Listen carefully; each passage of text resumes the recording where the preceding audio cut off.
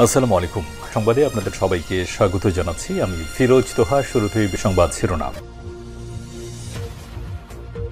বাংলাদেশের সর্বশেষ গুরুত্বপূর্ণ আপডেট সংবাদে আপনাকে স্বাগত। শুরুতে সংবাদ শিরোনাম, পরে বিস্তারিত। শুরুতে জানাবো, ভারতে পালিয়ে থাকা আওয়ামী লীগ নেতাকর্মীদের ফিরে আনার চেষ্টা চলছে বললেন স্বরাষ্ট্র উপদেষ্টা।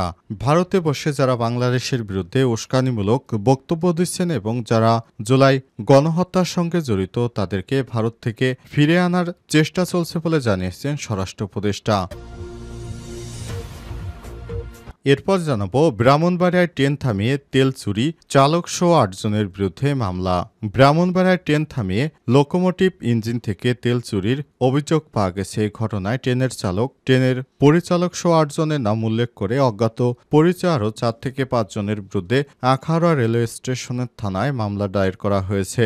এরপর ওই ট্রেন চালক সহ অভিযুক্তরা পলাতক রয়েছেন।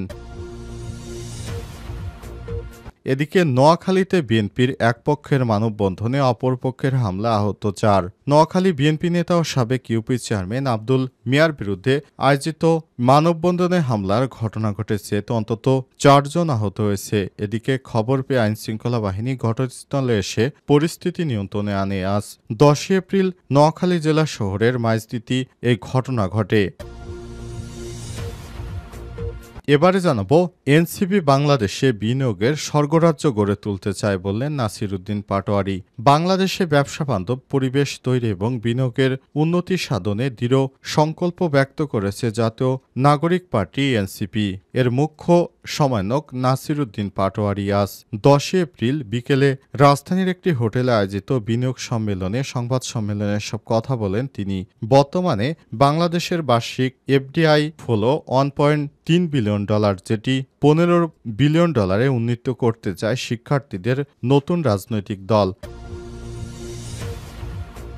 এদিকে পাকিস্তানের সেনাবাহিনীর সঙ্গে সংলাপ শুরুর নির্দেশ ইমরান খানের। পাকিস্তান তেহরিক ইনসাফ পিটিআইয়ের এক প্রতিষ্ঠাতা চেয়ারম্যান এবং কারাবন্দী প্রাক্তন প্রধানমন্ত্রী ইমরান খান নিশ্চিত করেছেন তিনি দলের সিনিয়র নেতা আজম সাতিকে সেনাবাহিনীর সঙ্গে সংলাপ শুরু করার নির্দেশ দিয়েছেন। এবং সর্বশেষ জানাবো, ইরানে হামলার নেতৃত্ব দেবে দখলদার ইসরায়েল বললেন ট্রাম্প। মার্কিন প্রেসিডেন্ট ডোনাল্ড ট্রাম্প হুমকি দিয়ে বলেছেন, ওমানে আলোচনা ব্যর্থ হলে ইরানে পারমাণবিক স্থাপনায় সামরিক হামলার নেতৃত্ব দেবে ইসরায়েল। বুধবার ৯ এপ্রিল হোয়াইট হাউসে ওভাল অফিসে সাংবাদিকদের প্রশ্নের জবাবে সব হুঁশিয়ারি দিয়েছেন তিনি। প্রিয় দর্শক, এতক্ষণ শুনছিলেন সংবাদ শিরোনাম, এবারে বিস্তারিত। তবে তার আগে বন্ধুরা, অনুরোধ থাকবে সংবাদটিতে একটি লাইক দিন। এই চ্যানেলে আপনি নতুন হয়ে থাকলে আমাদের সংবাদটি দেখতে দেখতে চ্যানেলটি সাবস্ক্রাইব করে রাখুন। কমেন্ট করে আপনার মূল্যবান মতামত জানিয়ে দিন আপনি বিশ্বের কোন দেশ থেকে বা বাংলাদেশের কোন স্থান থেকে আমাদের সংবাদটি দেখছেন এবং শুনছেন। আর বন্ধুরা, এই সংবাদটি আপনার সোশ্যাল মিডিয়া ফেসবুকে বন্ধুদের মাঝে শেয়ার করে দিন। এবারে বিস্তারিত। ভারতে পালিয়ে থাকা আওয়ামী লীগ নেতাকর্মীদের ফিরে আনার চেষ্টা চলছে। স্বরাষ্ট্র উপদেষ্টা অবসরপ্রাপ্ত লেফটেন্যান্ট জেনারেল জাহাঙ্গীর আলম চৌধুরী বলেছেন, ভারতের সঙ্গে আমাদের দেশের সংঘাতের কোনো আশঙ্কা নেই। ভারতে পালিয়ে থাকা আওয়ামী লীগের যে কোনো নেতাকর্মীকে ফেরত আনার চেষ্টা করা হচ্ছে। তাদের ফিরে আনার বিষয়ে একটা চুক্তি হয়েছে, আমরা তাদের ফিরে আনার চেষ্টা করছি। বৃহস্পতিবার ১০ এপ্রিল দুপুরে সুনামগঞ্জ শান্তিগঞ্জ থানার পরিদর্শন শেষে সব কথা বলেন স্বরাষ্ট্র উপদেষ্টার। সময় তিনি জানান, যারা আত্মগোপনে থেকে বাংলাদেশের বিরুদ্ধে বিভিন্ন রকম উস্কানিমূলক কথাবার্তা বলছে বা ফেসবুকে অপপ্রচার চালাচ্ছে, সেসব আওয়ামী লীগের নেতাকর্মীদের দেশে ফিরিয়ে আনার ব্যাপারে ভারতের সঙ্গে চুক্তি নবায়ন করা হচ্ছে। তাদেরকে ভারত থেকে দেশে ফিরিয়ে এনে তারপর শাস্তি নিশ্চিত করা হবে। এ সময় স্বরাষ্ট্র উপদেষ্টা লেফটেন্যান্ট জেনারেল জাহাঙ্গীর আলম চৌধুরী আরও বলেছেন, যারা বাংলাদেশকে অস্থিতিশীল করার জন্য ষড়যন্ত্র করছে বিদেশে বসে তাদেরকে ছাড় দেয়া হবে না। স্বরাষ্ট্র উপদেষ্টা আরও বলেছেন, দেশের আইনশৃঙ্খলা পরিস্থিতি আগের চেয়ে অনেক ভালো আছে। এখনও বিভিন্ন থানার বেশ কিছু অস্ত্র উদ্ধারে কাজ চলছে। এসব উদ্ধার হয়ে গেলে পুলিশের কার্যক্রম আরও বেগবান হবে। সময় উপস্থিত ছিলেন সিলেট বিভাগীয় কমিশনার খান মোহাম্মদ রেজা উন নবী, সিলেট রেঞ্জ ডিআইজি মুশফিকুর রহমান, জেলা প্রশাসক সুনামগঞ্জ ডক্টর মোহাম্মদ ইলিয়াস মিয়া সহ প্রশাসনের অন্যান্য কর্মকর্তারা। ব্রাহ্মণবাড়িয়ায় ট্রেন থামিয়ে ট্রেন থেকে তেল চুরি চালকসহ ৮ জনের বিরুদ্ধে মামলা। ব্রাহ্মণবাড়িয়ায় ট্রেন থামিয়ে লোকোমোটিভ ইঞ্জিল থেকে তেল চুরির অভিযোগ পাওয়া গেছে। এই ঘটনায় ট্রেনের চালক ও পরিচালক সহ ৮ জনের বিরুদ্ধে এবং অজ্ঞাত পরিচয় আরও ৪ থেকে ৫ জনের বিরুদ্ধে আখাউড়া রেলওয়ে থানায় মামলা করা হয়েছে।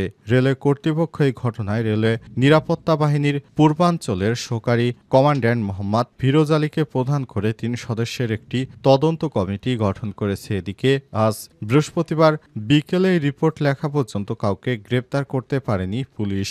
মামলার আসামিরা হলেন ট্রেন চালক মোহাম্মদ নাসির উদ্দিন, সহকারী চালক আব্দুর রাজ্জাক, ট্রেন পরিচালক গার্ড মোহাম্মদ ওমর ফারুক, ব্রাহ্মণবাড়িয়া সদর উপজেলার কোড্ডা গ্রামের পারভেজ ওরফে জাফর ৩১, কাজী রতন ৪৫ এবং মুরাদ মিয়া ২৮, ইসাক মিয়া ৩০ ও শামীম মিয়া ৪৭-এর আগে ৮ই এপ্রিল আখাউড়া রেলওয়ে থানার উপপরিদর্শক এসআই শোভন কুমার দাস বাদী হয়ে তাদের বিরুদ্ধে মামলা করেছেন।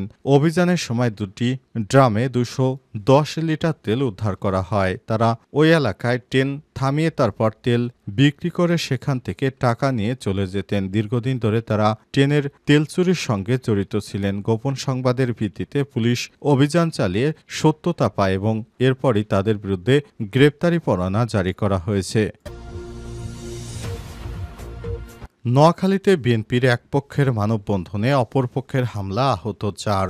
নোয়াখালীতে বিএনপি নেতা ও সাবেক ইউপি চেয়ারম্যান আব্দুল্লাহ মিয়ার বিরুদ্ধে আয়োজিত মানববন্ধনে হামলার ঘটনা ঘটেছে। এতে অন্তত ৪ জন আহত হয়েছে।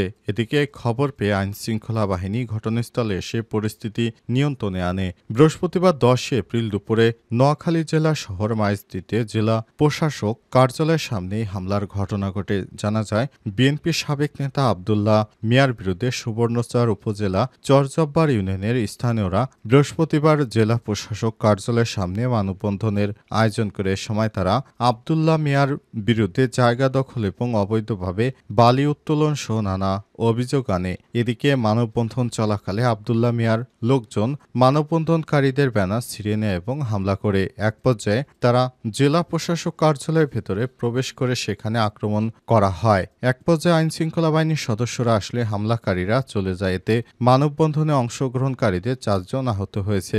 এ বিষয়ে আব্দুল্লাহ মিয়ার সঙ্গে যোগাযোগ করা হলে তিনি জানান শহরে তার বিরুদ্ধে মানববন্ধন কিংবা আবার এই মানববন্ধনে হামলা হয়েছে এর কিছুই জানেন না তিনি।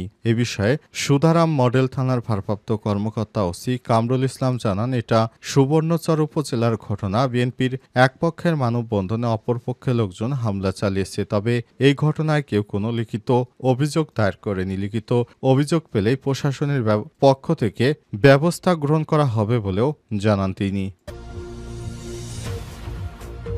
এনসিপি বাংলাদেশে বিনিয়োগের স্বর্গরাজ্য গড়ে তুলতে চায় বললেন নাসির উদ্দিন পাটোয়ারি। বাংলাদেশের ব্যবসাবান্ধব পরিবেশ তৈরি এবং বিনিয়োগের উন্নতি ও সাধনে দৃঢ় সংকল্প ব্যক্ত করেছে জাতীয় জনগণ পার্টি বা এনসিপির মুখ্য সমন্বয়ক নাসির উদ্দিন পাটোয়ারি। বৃহস্পতিবার ১০ এপ্রিল বিকেলে রাজধানীর একটি হোটেলে আয়োজিত বিনিয়োগ সম্মেলনে এক সংবাদ সম্মেলনে সব কথা বলেন তিনি বলেন, আমরা দেশকে বিনিয়োগের স্বর্গরাজ্যে পরিণত করতে চাই। এ সময় এনসিপি দলের পক্ষ থেকে বিনিয়োগকারীদের জন্য ব্যবসাবান্ধব পরিবেশ নিশ্চিত করার প্রতিশ্রুতি দেওয়া হয়েছে।